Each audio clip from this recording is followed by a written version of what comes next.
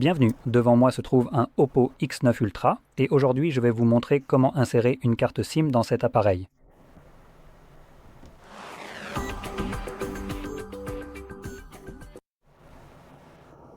Alors, le titre de la vidéo indique probablement carte SIM et carte SD, mais soyons honnêtes, cet appareil ne prend pas en charge les cartes SD. Je ne sais pas vraiment comment cela s'appelle ici, mais je n'ai pas de contrôle là-dessus. Désolé. Si je vous ai induit en erreur, voilà. Pour la carte SIM, vous aurez besoin d'un outil d'éjection de SIM que vous pouvez trouver quelque part dans la boîte dans laquelle l'appareil a été livré. Il se trouve généralement entre des papiers, mais si vous ne le trouvez pas, vous pouvez aussi utiliser un trombone. En fait, pas une des extrémités, et cela devrait fonctionner tout aussi bien, tant qu'il n'y a pas d'enrobage en plastique. Si c'est le cas, vous pouvez simplement couper la partie en trop.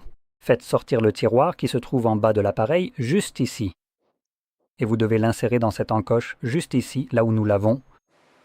Voilà, près du coin. Enfoncez la pointe et vous verrez que le tiroir ressort suffisamment pour que vous puissiez le retirer. Et sur le tiroir, vous aurez de la place pour deux cartes SIM différentes.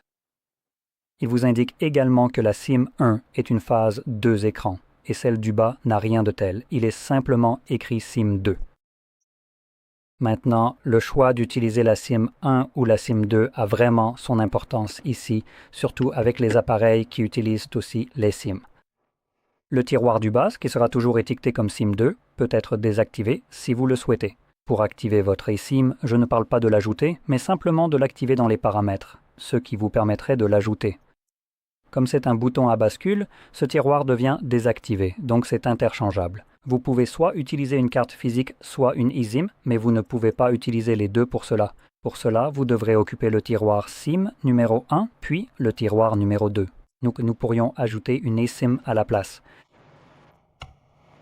Quoi qu'il en soit, prenons notre carte et clipsions-la sur le tiroir. Maintenant, il faut simplement, vous savez, la clipser dedans. Il y a des supports de rétention. Et la carte ne devrait pas tomber du tiroir, même si vous le retournez à l'envers.